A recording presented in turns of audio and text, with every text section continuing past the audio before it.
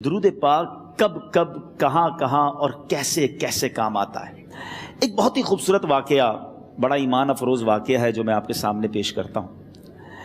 ایک دوست نے اپنے ایک دوسرے دوست کو قرض دیا، اور جب اس نے قرض دیا تو وہ قرض ایک بڑی اماؤنٹ تھی، 3000 دینار۔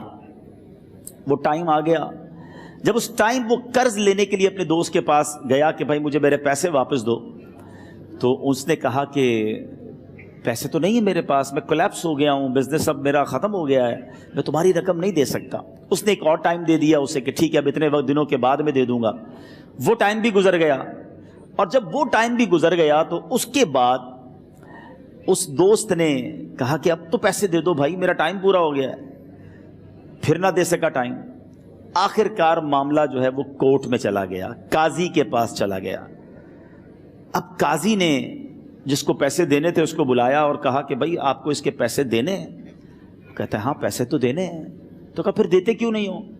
کہا پیسے ہیں ہی نہیں، کاروبار ہی ختم ہو گیا ہے، قرضہ تو لیا تھا، اب میرے پاس بچا ہی کچھ نہیں ہے۔ تو کہا اچھا اب یہ بتاؤ کہ کب دو گے، کیسے دو گے؟ اس نے کہا بس میرے پاس پیسے ہی نہیں ہیں۔ تو کہا اب تمہارے پاس 30 دن کا ٹائم ہے، 30 ڈیز میں یا تو اس کے پیسے لوٹا دو یا 30 دن کے بعد تمہیں قید کر دیا جائے گا۔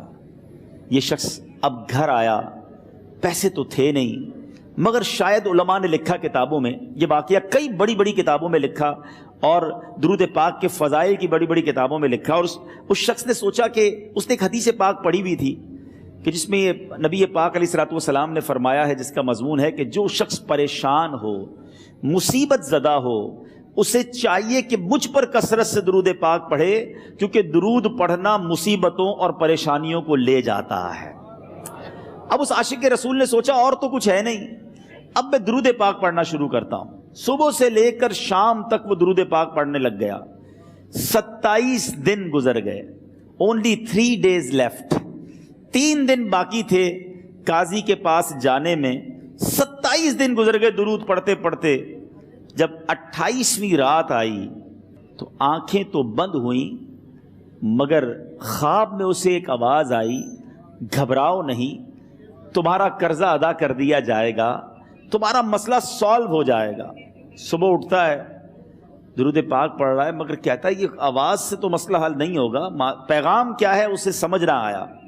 28واں دن گزر گیا، 29ویں رات آ گئی، مگر اب آنکھیں بند ہوئیں اور قسمت جاگ اٹھی۔ نبی پاک صاحب لولاک صلی اللہ تعالیٰ علیہ وسلم خواب میں تشریف لائے، اور پیارے آقا صلی اللہ تعالیٰ علیہ وسلم نے فرمایا گھبراؤ نہیں، علی بن عیسیٰ وزیر کے پاس جاؤ، وہ تمہارا قرضہ ادا کر دے گا۔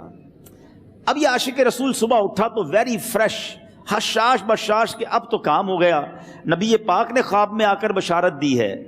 مگر پھر ذہن میں سوال آیا کہ علی بن عیسیٰ کے پاس جاؤں گا تو ثبوت کیا ہے، پروف کیا ہوگا؟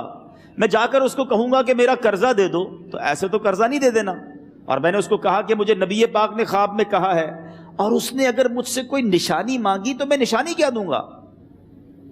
آخری دن تھا، 29واں دن تھا، وہ بھی درود پڑھتے پڑھتے گزر گیا۔ 30th نائٹ آ گئی، صبح وہ دن ہے جب عدالت میں جانا ہے۔ اب اس رات پھر نبی پاک علیہ الصلوۃ والسلام خواب میں تشریف لائے، اور آقا علیہ الصلوۃ والسلام نے فرمایا کہ علی بن عیسیٰ وزیر کے پاس جاؤ، وہ تمہارا قرض ادا کر دے گا۔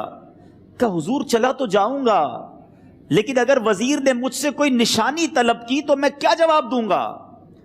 پیارے آقا علیہ الصلوۃ والسلام نے کمال کا ارشاد فرمایا کہ علی بن عیسیٰ سے کہنا کہ تم روزانہ فجر کی نماز کے بعد 5000 بار درود پاک پڑھتے ہو، یہ راز فقط تم جانتے ہو اور تمہارا رب جانتا ہے۔